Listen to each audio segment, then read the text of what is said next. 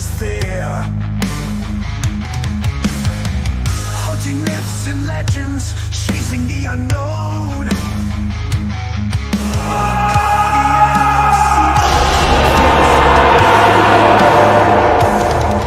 Machines hum in the silence, gears grind in the dark. FrandsenFiles open wide, scrolls of untold lore. Crackling thunder through the screen, asking for more. Through haunted corridors in towns forsaken, the specialists strike forward, truths are awakened.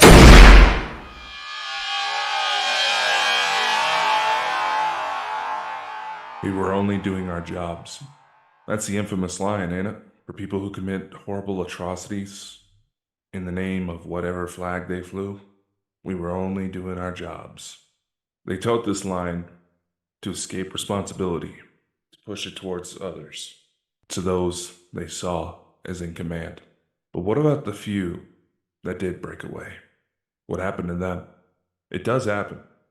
It's rare, but it does happen. And what was their motivation? What gave them that push? It's not an easy choice to make, especially if it is something you've been brought up on. What pushed them to go the distance? To break away when they realized the side they were on was not the side they should be, that they were being lied to, that those around them, those they fought with, those they served with, were being lied to, and it would only be a matter of time before that betrayal unfolded. What would happen then? What would happen to them? Some of you who know my story may be familiar with the fact that there was a time I wasn't on the side of the good guys. I was not with the Galactic Federation of Worlds. And thanks to someone who I've had the honor and privilege of calling a friend, information came to light to help put something together that I've been trying to understand for quite some time now. This will not be an easy story to tell. I can promise you that.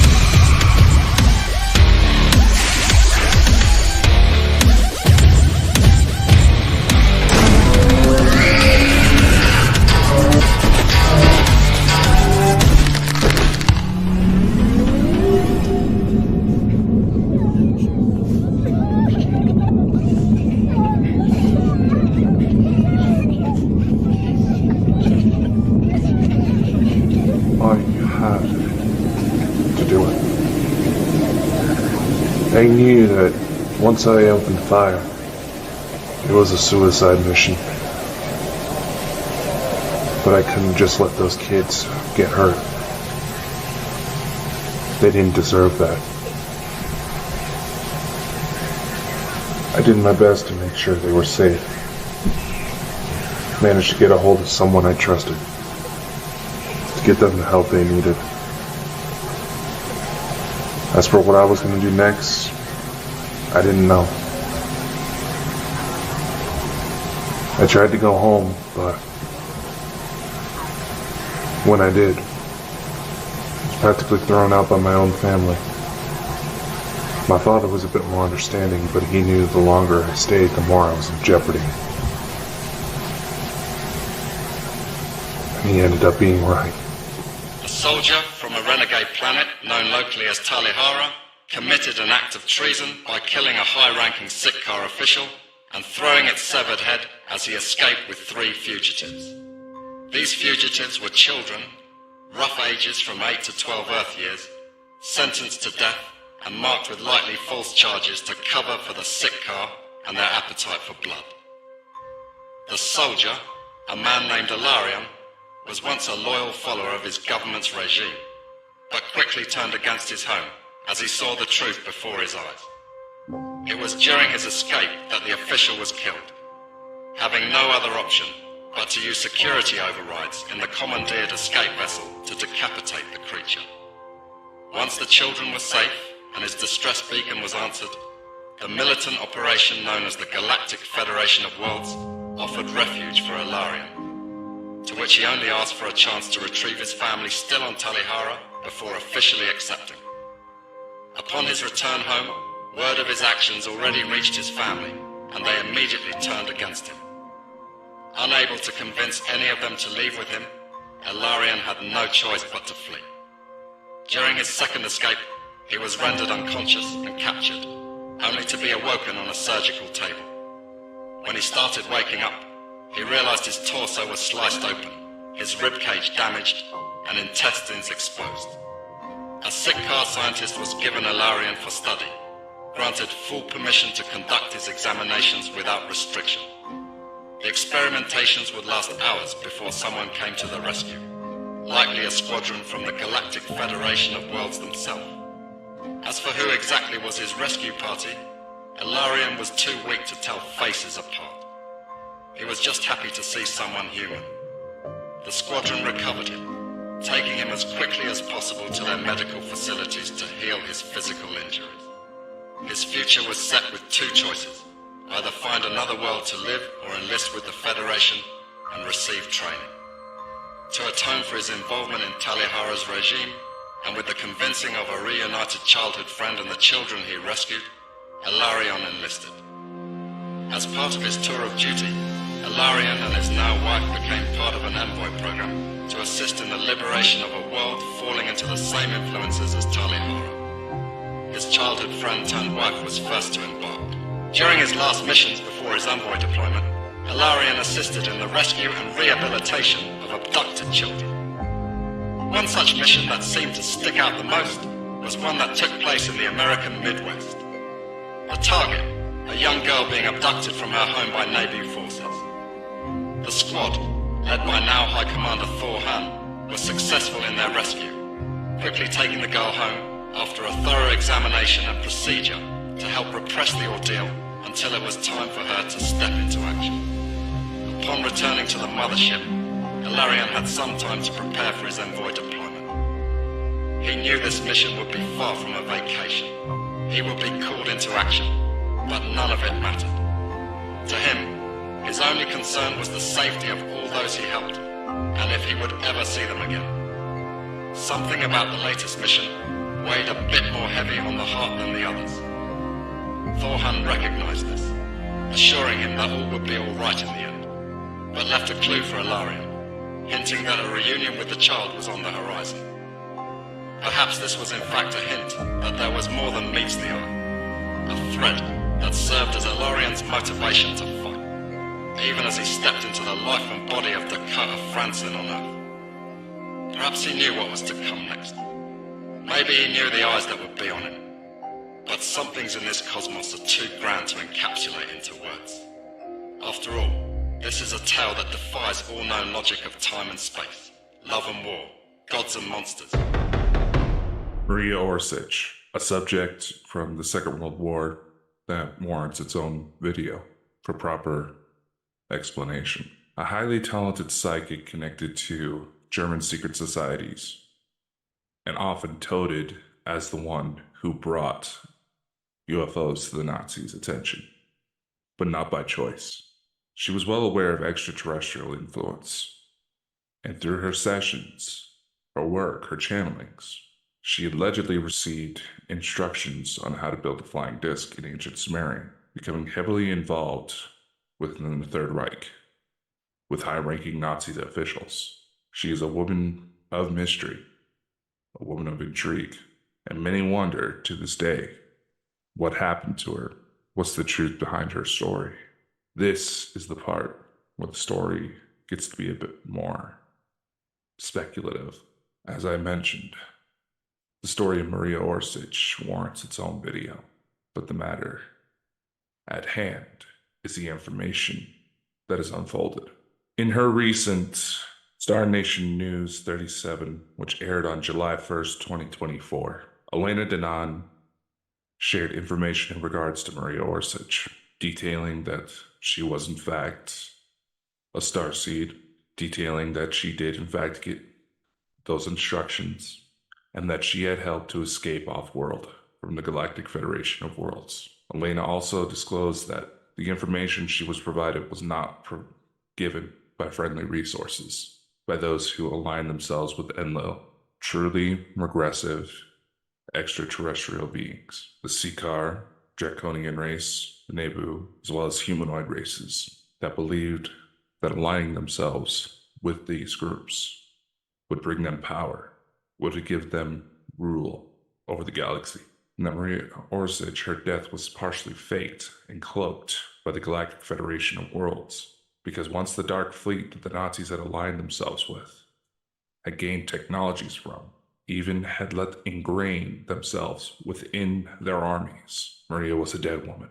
Within these organizations, often the only way out, possible way out that many know, is death, and many realize it too late. There are many who have operated under these banners out of fear, out of slavery, out of greed.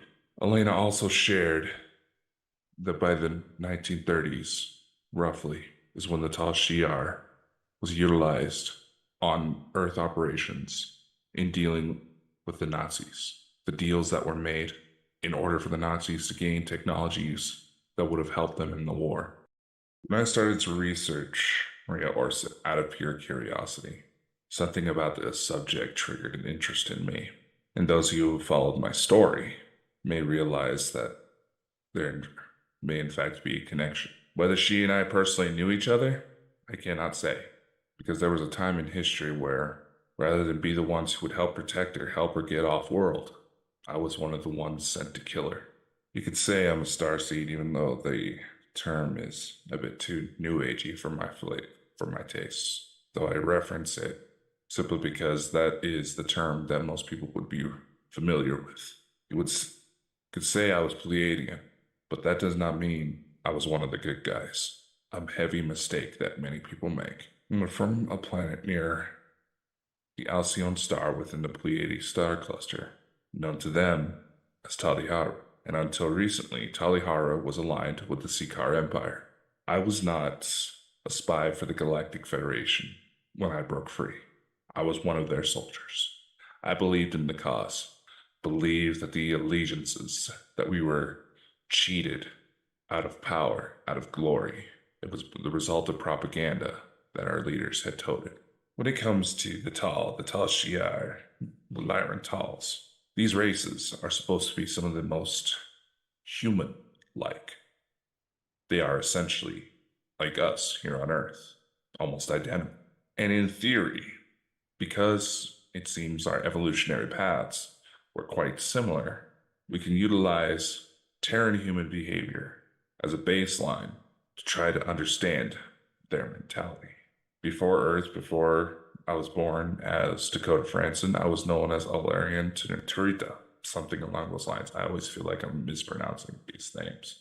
I was born on Taal Shiar. I was one of the Dark Fleet. The reason Maria Orsic seemed familiar was because of a mission debriefing I and several others had within our regime when we were being taken to Earth to infiltrate the Third Reich, the trade-off technologies, the trade-off information in return for servitude. The Seekar Empire, Taal Shiar were being used.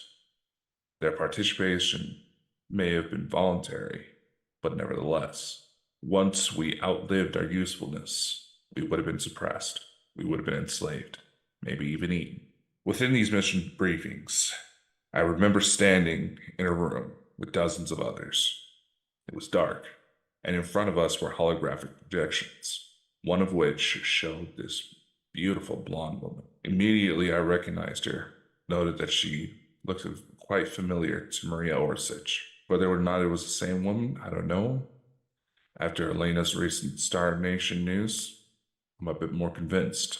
Within these briefings, we were told that this woman was essentially planted information to help these clueless humans achieve space travel, to achieve conquest, and that our goal was to simply infiltrate, monitor their progress, become part of their army.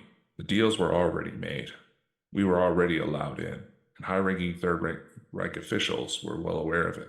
While Hitler did ban secret societies, he was very much interested in what they had to find.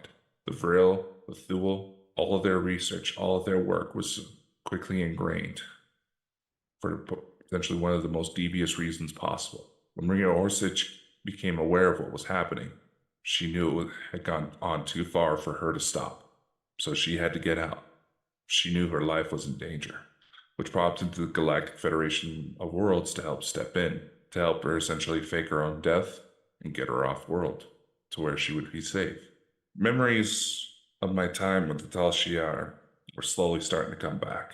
Figures that shortly after I'd find my wife's envoy here on Earth, the woman who essentially helped convince me to join the Galactic Federation of Worlds, to help me see that there was a potential to turn my life around, to make amends for the atrocities I had done. It figures that when the second she came back into my life, that these memories started to come back.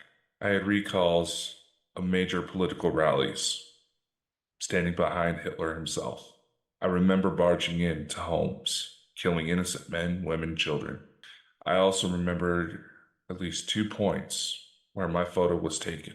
And the first thing that came to mind the second I realized that someone had a camera pointed at me, that I was going to find some way to make sure that photographer never saw the light of day. This is the matter where these situations become a lot more complex due to how time truly functions, where it is not as linear as people realize. The example I always use is that it's fluid. It bends and curves and fits into whatever shape it can, depending on its surroundings. Sometimes it'll move faster, it'll move slower, depending on what all's in its way. And there's been some who I've discussed this with previously before recording this video, who suggested that there may have been a point where I took on that assignment as some sort of higher calling to make certain horrible and horrific things happen in order to trigger good things down the line. But the reality of it was, those were my early days. From what I can tell, were my early days within the Taal Shiar. And it is possible that I have found one of those photos.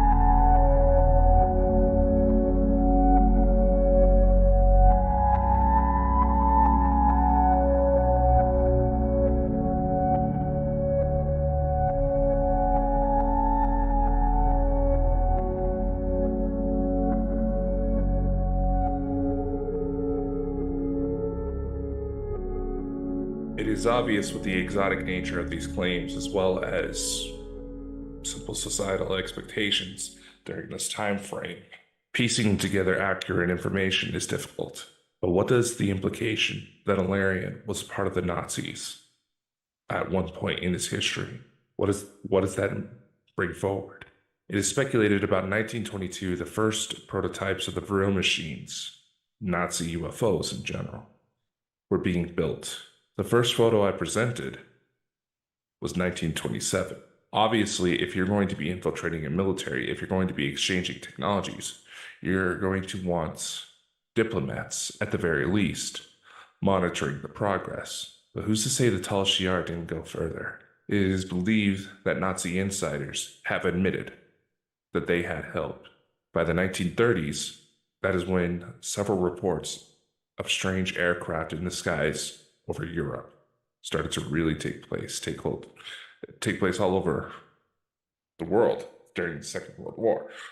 And it is well documented that there always seems to be a spike in UFO activity during times of high crisis on the planet, whether it's natural disasters, times of war, situations like that, prompting a lot of theories that several of these extraterrestrials may in fact be some sort of intergalactic, multi-dimensional time travelers who are simply observing historical events. But what if there's something more? There's much we don't know.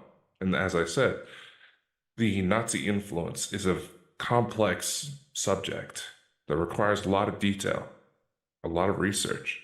And had I not provided backups of this very video that I'm putting together, it almost would have been completely lost to sudden errors, completely crashing my systems.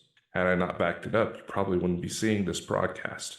What's another point of intrigue is Admiral Byrd's expeditions to Antarctica, especially with the allegations that these were a cover to try to essentially scope out one remaining Nazi outpost in Antarctica.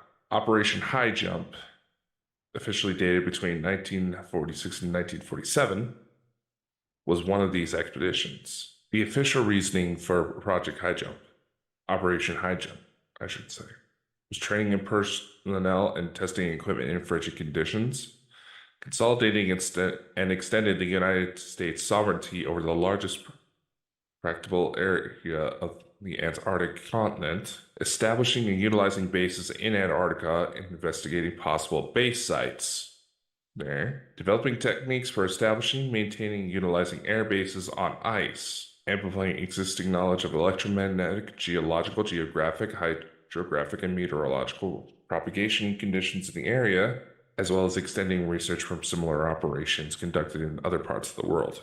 Curiously, shortly after Operation High Jump, you have the UFO frenzy in 1947, the Kenneth Arnold incident being the first one. Roswell, here in Idaho, there were several sightings, including one such sighting of 35 alleged craft over Twin Falls, Idaho, as well as one of many saucer hoaxes within Twin Falls, around the country, but within Twin Falls itself, that helped suppress and essentially shift away media attention from the UFO phenomenon. So the claims that from government officials that determining whether or not UFOs were a national security threat, when allegedly all they ever done was just show up, their funny looking things in the sky, suddenly that terminology, that basis, that logic finds a little bit more meaning now, doesn't it? But it also, on a personal level, points out something very interesting. They say with starseeds, we choose where we're born. We choose our families and such. Whether there was a legitimate connection between the Kenneth Arnold sighting as well as this massive amounts of activity that was reported between Kenneth Arnold and the Roswell, New Mexico incident here in southern Idaho, where I was born. Could it be I was looking to see something up close? I don't know. I remember part of the recalls taking place in an area that I couldn't possibly assume was Antarctica. I was part of the bases there. And you have several alleged reports from Buzz Aldrin and several other major authority figures who would know what they were talking about, who would go into several alleged areas of Antarctica and come out absolutely petrified of what they saw, that they were not welcome there. And there's several stories associated with that fact alone. So what's the truth? Idaho's influence within UFO phenomenon is not shocking. We have several military bases in my area. Within the last couple of years, since COVID really, we've had a major spike in UFO sightings all around me, some of which my contacts in local law enforcement even brought to my attention, helped direct me to areas of social media to help monitor the craft's flight patterns because it was receiving that many updates. This is something that's probably going to have to come back to. I don't know. Maybe see if we can find someone who's willing to help with past life regressions. But where this story is going makes you wonder if they'd be able to handle the truth that might come out. I guess we'll never know until we try. Besides, while the negative forces may not have much influence over the Earth right now, this story is far from over.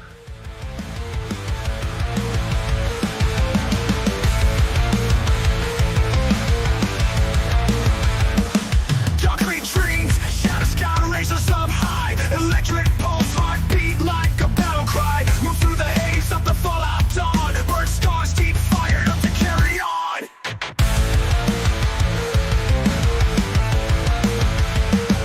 Concrete dreams, shadow sky raises up high. Electric pulse, heartbeat like a battle cry. Move through the haze of the fallout dawn. Burn scars deep fired up to carry on. Next journey calling heartbeats pounding wrong. No looking back, no wishing on a broken star. Stepping forth into the raging storm. Soul reborn, thunder rise, transform.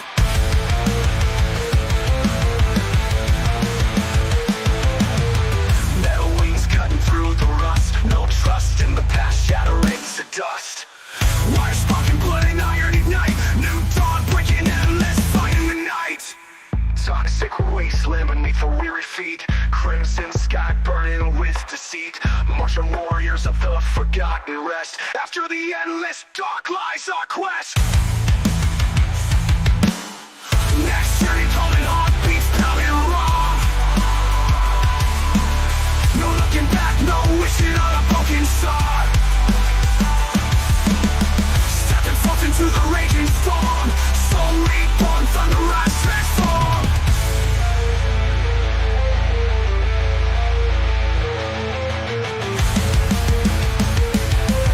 Metal waves cutting through the rust. No trust in the past, shatter it to dust. Wire sparking, blood and iron ignite. New dawn breaking, endless fight in the night. Time to rise, transform.